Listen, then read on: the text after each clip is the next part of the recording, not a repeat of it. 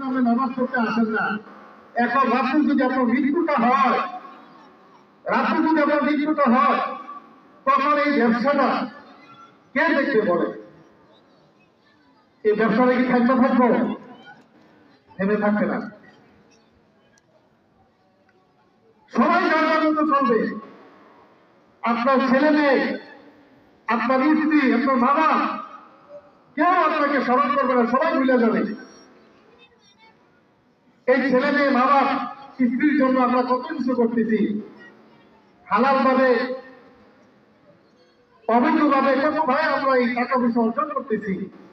কিন্তু সবচেয়ে বড় কথা হলো আল্লাহ রাব্বুল আলামিন বলতেছেন, হে আমার বান্দারা, তোমরা অবৈধ পথে যে টাকা পয়সা কামাই কইরা তোমাদের ছেলে মেয়ে, তোমাদের মা বাপ, তোমাদের স্ত্রীদেরকে তোমরা ভরণ পোষণ দিতেছ, তাদেরকে লালন পালন করতেছ, তাদের জন্য বাড়ি গাড়ি করে দিতেছ, এগুলি তোমার কোনো কাজে আসবে না। এগুলি তোমার কোনো কাজে আসবে না, কোনো কাজে আসবে না। তুমি আজকে মহিলা দেখো, তোমার কবরে রাইখা আসার পরে দেখা কয়েকদিন পরে তোমার কবরও কেউ যাবে না, তোমার কোনো খোঁজখবর দিবে না। এমনও মানুষ আছে এই এলাকাতে আছে যে মা বাবা মারা গেছে, কবরের সামনে গিয়ে কিন্তু দাঁড়ায় না। আসেনি বলে? আছে না নাই?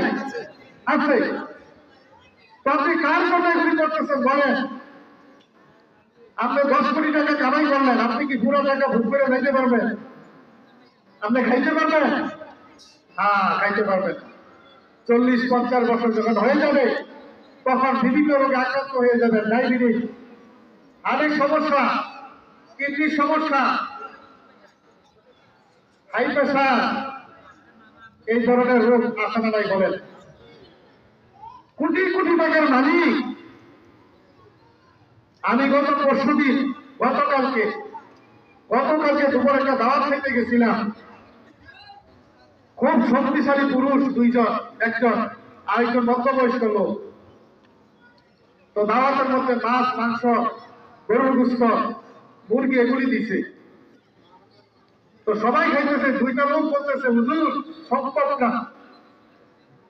দাওয়াতওয়ালা যিনি, উনি কইতেছে গরুর গোশত হলো অনেক মজা হয়েছে, অনেক সুন্দর করে, অনেক যত্ন করে রান্না করছি, গোশতটা একটু না সম্ভব না। বাড়িটা ঠেলা দেওয়া এদিকে দিয়ে দেয়। কি সমস্যা?